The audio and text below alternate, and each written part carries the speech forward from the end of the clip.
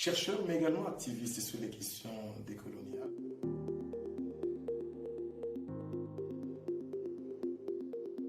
Je suis Emery Moudinga, je suis le directeur de Angaza Institute, le centre de recherche et d'analyse des conflits de la gouvernance, basé à l'Institut supérieur de développement rural de Bukavu. Je suis chercheur, je suis également consultant, je m'intéresse aux questions de gouvernance des ressources naturelles de manière générale, mais également à toutes les questions liées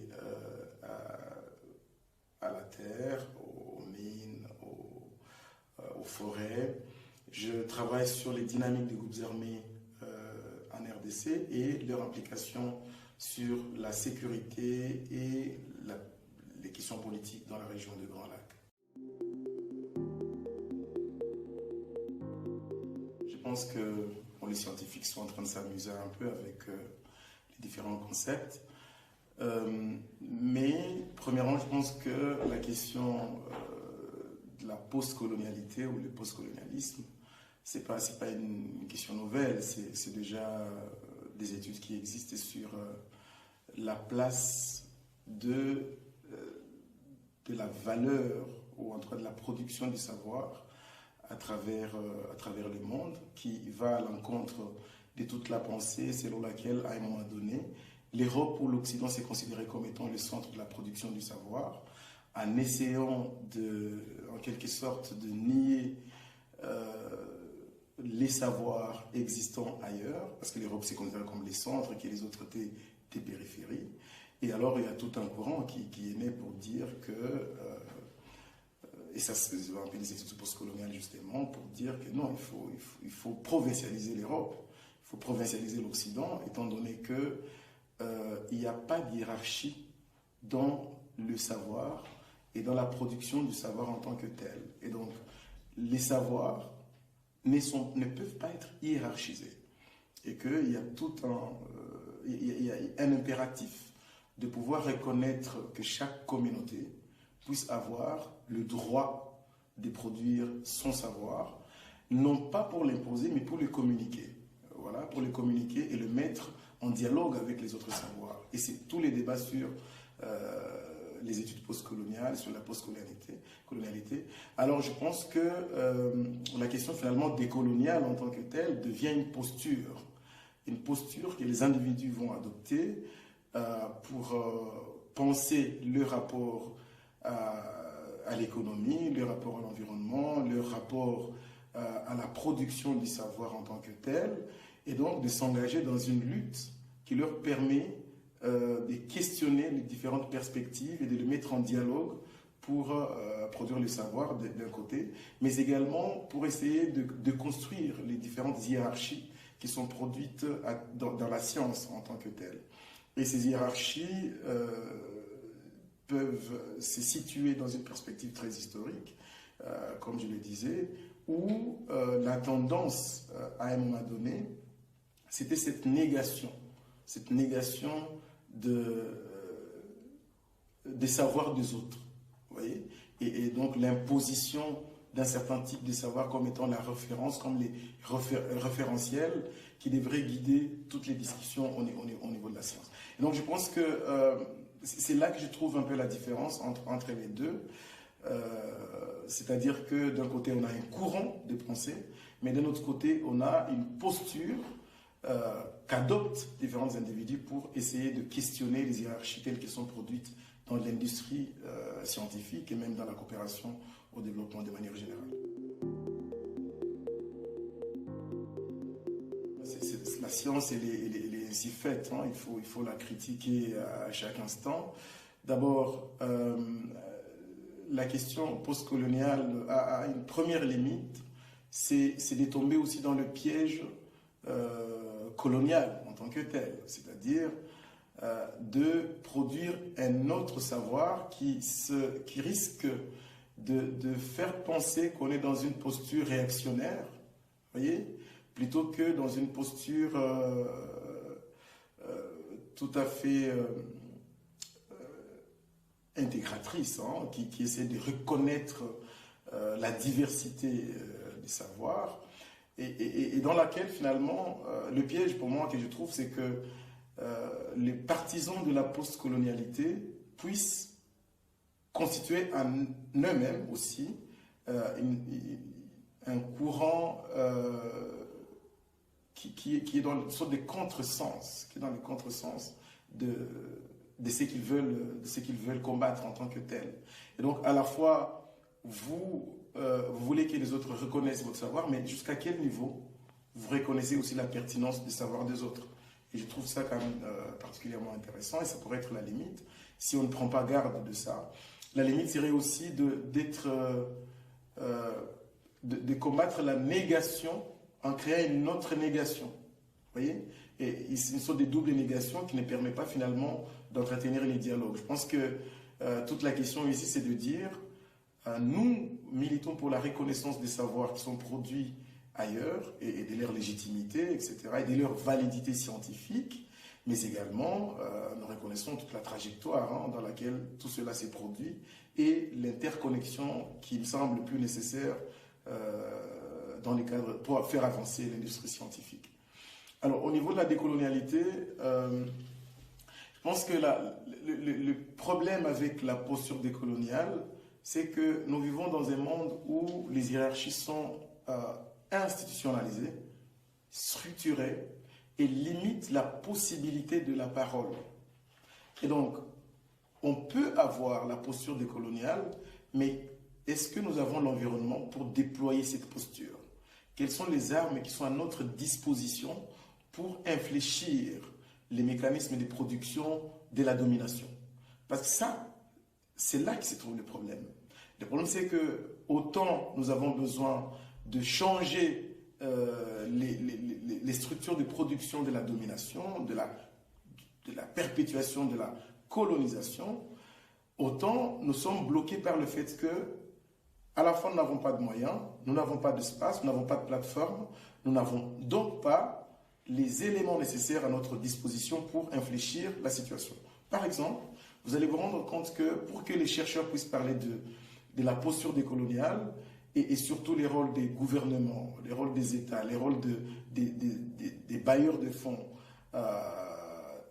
dans la production des inégalités et des hiérarchies, on est bloqué parce que c'est là qu'on va chercher l'argent. C'est là qu'on va chercher les fonds pour faire notre boulot, pour critiquer. Malheureusement, c'est difficile. Vous n'allez pas avoir les fonds si vous ne vous inscrivez pas dans des cadres préétablis, dans les règles, dans la structure même, donc finalement, de production de ces hiérarchies.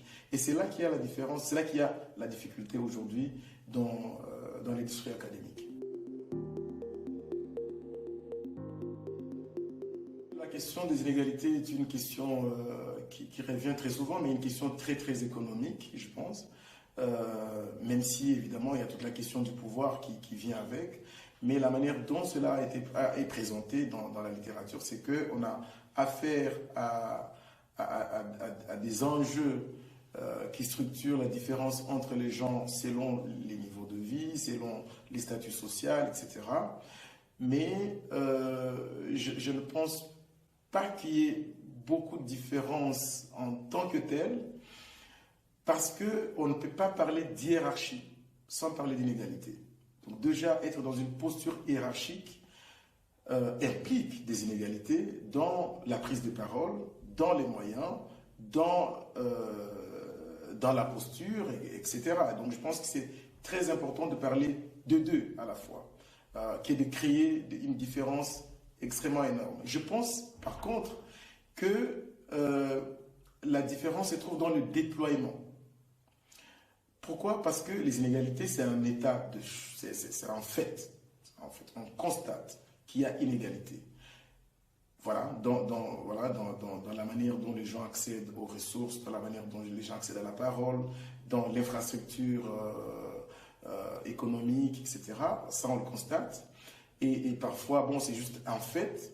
Mais alors que les hiérarchies vont appeler des questions de subordination, des questions de pouvoir, de relations de pouvoir, de rapports de pouvoir, et qui vont déterminer la manière dont les gens se regardent, collaborent et coopèrent, en fait. Au niveau des hiérarchies, par exemple, c'est voilà, le fait d'être un chercheur du Nord qui a grandi, qui est né dans un contexte où on lui a dit qu'il est de l'Europe, qu'il est donc, il a colonisé, voilà, donc son pays a colonisé l'Afrique, par exemple, a colonisé tel pays, et que son savoir, c'est un savoir universel, et qu'il a aussi des moyens pour pouvoir faire sa recherche, eh bien, ça crée en vous déjà une posture qui vous différencie des autres. Et quand, finalement, au niveau pratique, vous avez des moyens pour pouvoir l'exprimer, eh bien, vous êtes dans une posture plutôt hiérarchique, une question de pouvoir. Et ça, c'est là que les problèmes se posent, justement.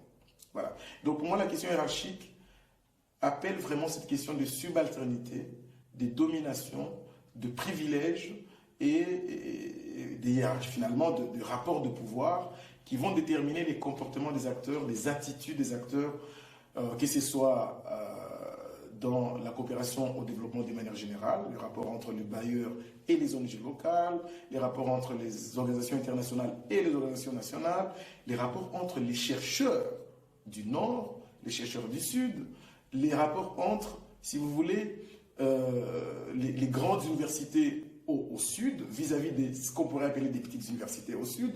Et donc, c'est toute cette question-là qui, me semble-t-il, résonne comme étant liée effectivement aux hiérarchies.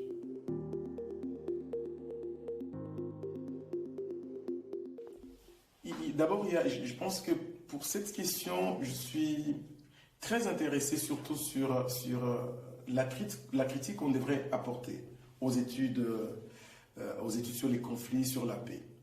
Et c'est la critique sur ce qu'on appelle le white saviorism, comme on l'appelle. Il y a cette prétention de l'Occident, si vous voulez, à détenir la solution et à venir sauver l'Afrique, à venir sauver les Suds.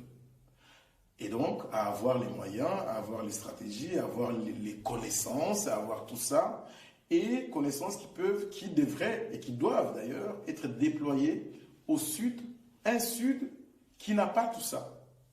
Vous voyez? Et c'est comme ça que vous avez des organisations internationales qui sont essentiellement financées pour apporter la paix au Sud. Vous avez des missions. Au Congo, par exemple, vous avez la mission onusienne qu'on appelle MONUSCO, qui s'inscrit dans le cadre du white saviorism, pour moi. Et malheureusement, dont les résultats restent mitigés aujourd'hui. Il y a tout un débat aujourd'hui sur le retrait de la MONUSCO en RDC, qui depuis plus de 20 ans est arrivé pour faire la paix, pour aider la RDC à pouvoir régler les questions d'insécurité, les questions de conflit, les questions de paix. Mais malgré tout l'arsenal militaire, les moyens financiers, les connaissances théoriques qui ont été apportées par cette même mission, il n'y a rien qui se passe. Aujourd'hui, les Congos s'effondrent de plus en plus. La question de l'insécurité au Congo, elle va grandissante malgré la présence de cette mission des Nations Unies. Et c'est ça la grande question. Donc pour moi, je pense que le grand débat, c'est la déconstruction de cette prétention que les solutions aux conflits, ou en tout cas aux problèmes dans les Suds, reposent essentiellement entre les mains de l'Occident. Je sais, et je suis d'accord, qu'il y a un intérêt de pouvoir coopérer, il y a un intérêt de pouvoir dialoguer, il y a un intérêt de pouvoir construire sur les expériences des autres, mais il y a aussi un impératif de l'honnêteté. Est-ce que ceux qui prétendent apporter des solutions à la paix ne sont pas eux-mêmes créateurs de conflits? Est-ce qu'ils n'ont pas d'intérêt à ce que les conflits se produisent, persistent, parce qu'en fait, les conflits sont bons pour les affaires, sont bons pour vendre les armes, sont bons pour dominer, sont bons pour continuer à marginaliser et à faire des profits. Et donc, toute cette question doit être sérieusement étudiée, que de venir avec cette prétention de sauver, alors qu'en même temps, on ne questionne pas sa propre posture dans la production des conflits en tant que tel. Donc pour moi, les décoloniales, c'est aussi reconnaître notre position dans les conflits, dans la production des conflits, dans la production de la paix, d'un côté. Et cela, que ce soit au nord, que ce soit au sud et ailleurs. Et les décoloniales, pour moi, dans le cadre de ces études, devraient nous permettre d'être critiques sur comment les conflits se produisent, qui produit le conflit, qui produit la paix, comment on peut le faire, plutôt que de croire que les conflits sont produits par un certain type d'acteurs qui sont bien précis et qui sont localisés quelque part, et que la paix,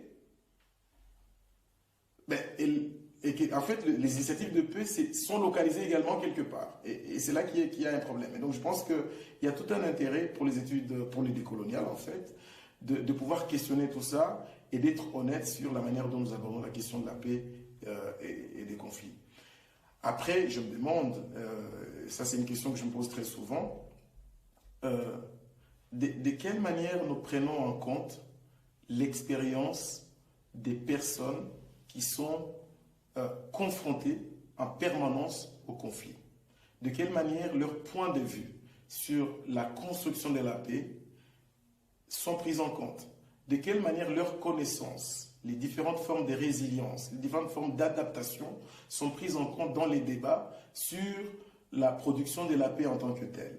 Et malheureusement, vous allez vous rendre compte que tout ça n'intéresse personne. Ce qui intéresse, c'est comment, qu'est-ce qu'on gagne de la situation aujourd'hui.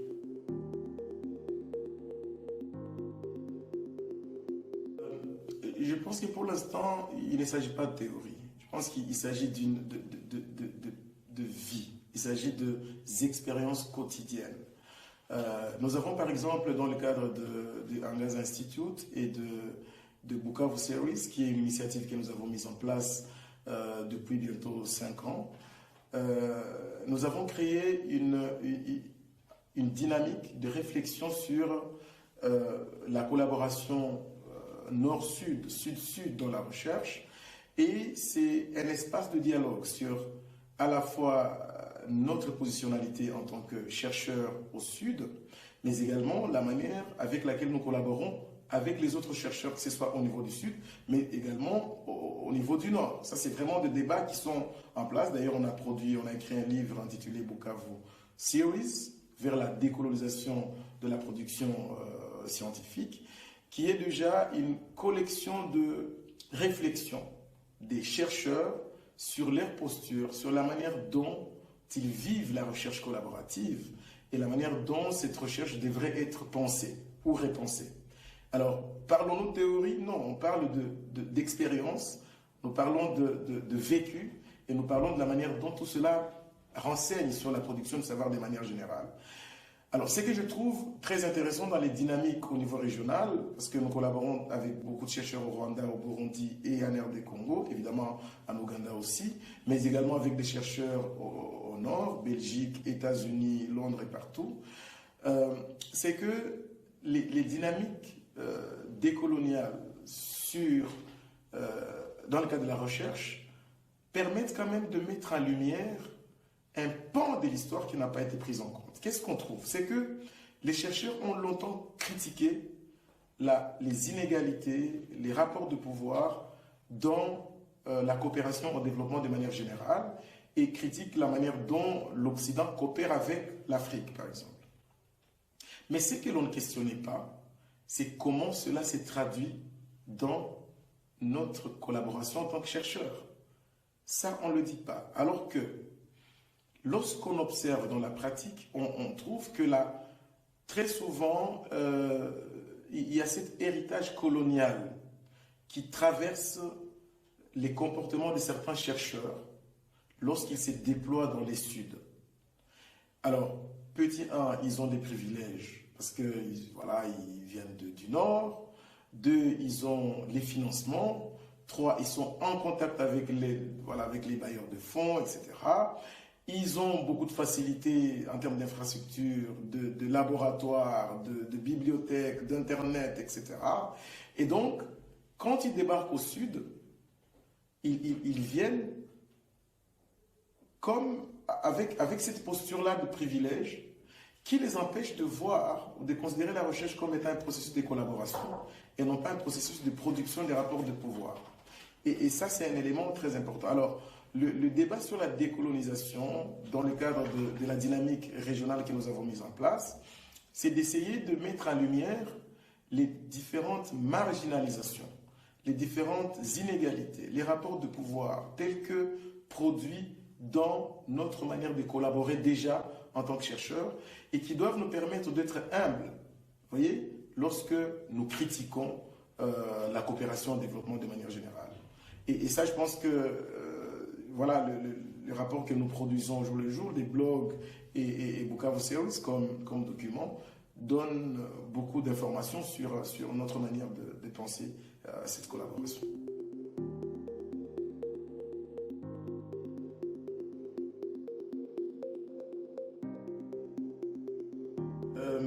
Oui, j'ai été invité particulièrement comme une personnalité de la République démocratique du Congo pour parler d'une question spécifique sur la protection des forêts congolaises et la place des forêts dans les enjeux et dynamiques sécuritaires dans la région des Grands Lacs. Surtout déjà pour essayer de faire en sorte que ces débats soient connus et que au niveau des États membres, des résolutions soient prises pour que les forêts congolaises soient protégées, parce qu'aujourd'hui, 90% des groupes armés qui opèrent à l'est de la RDC sont essentiellement installés dans les forêts, où ils contribuent à la destruction de la biodiversité, à l'exploitation illégale des ressources naturelles et de la biodiversité. Et je pense que c'était quand même très important qu'au niveau des États membres du Conseil de sécurité des Nations Unies, cette question soit prise au sérieux et que les résolutions soient prises, notamment pour penser une approche de sécurité spécifique aux zones forestières, mais également condamner les États et des gouvernements dont les rôles dans les financements, dans l'appui aux groupes armés a été documenté. Voilà, donc je pense que c'était très important. Alors la question sur comment les études coloniales peuvent aider, je pense que il y a beaucoup de choses à faire par rapport à tout cela. La plateforme en tant que telle du Conseil de sécurité des Nations Unies devrait être celle qui permet de développer une approche critique sur les différentes interventions, c'est-à-dire la manière dont nous pensons les interventions pour la paix. Parce que toute la question, c'est que d'un côté, on est des créateurs de conflits et des créateurs de paix. Vous voyez? Alors, tous ces gens sont sur la table. Voilà, tous ces gens sont sur la table. À la fois, il y a tout un débat sur le désir d'apporter la paix, mais en même temps, voilà, tout ça transparaît dans les discours, mais on a l'impression qu'il n'y a pas beaucoup d'engagement, mais concret, pour apporter la solution. Parce que comment vous expliquer que 20 ans, plus de 20 ans après, cette logique des sauveurs n'a pas apporté de solution au conflit en RDC? Alors il faut questionner tout ça. Donc je pense que les débats sur le décolonial doivent permettre de questionner la manière dont les conseils de sécurité pensent la paix, pensent les conflits, pensent les interventions. Et ça, c'est très important. À partir du moment où nous ne changeons pas des référentiels sur comment on peut produire la paix et qui peut produire la paix, alors là, on sera en train de tourner en rond et on n'aura pas la possibilité de créer un environnement de paix, de paix tel que nous l'envisageons. Donc, je pense que c'est très important de mobiliser la réflexion sur les décoloniales, parce que, de nouveau, on est dans une logique patriarcale, finalement, où il existe des structures qui ont le pouvoir de changer les choses dans un contexte donné, et que, en dehors de tout ça, les autres initiatives ne sont pas valables, ne sont pas, voilà. Donc Et je pense que cette posture critique est très importante dans les différentes institutions, que ce soit aux Nations Unies, que ce soit dans les États, que ce soit dans la manière dont nous pensons la coopération au développement qui appelle de repenser aussi notre rapport avec les États, avec les États qui sont confrontés au conflit. Donc, de quelle manière le point de vue de la RDC sont pris en compte? De quelle manière le point de vue de la société civile sont pris en compte? De quelle manière aussi les perspectives du Conseil de sécurité des Nations Unies et des bailleurs de fonds et des États sont enclines à se faire critiquer? Est-ce que de portes de critique sont ouvertes? Est-ce qu'il y a un espace de réflexivité sur nos limites dans la manière de penser la paix? Et c'est ça qui pose problème. Parce que maintenant, toute la question actuelle, c'est que la tendance, c'est qu'on a des approches militaires qu'il faut mettre en place. Et puis, il y a une sorte de romantisation de l'approche politique.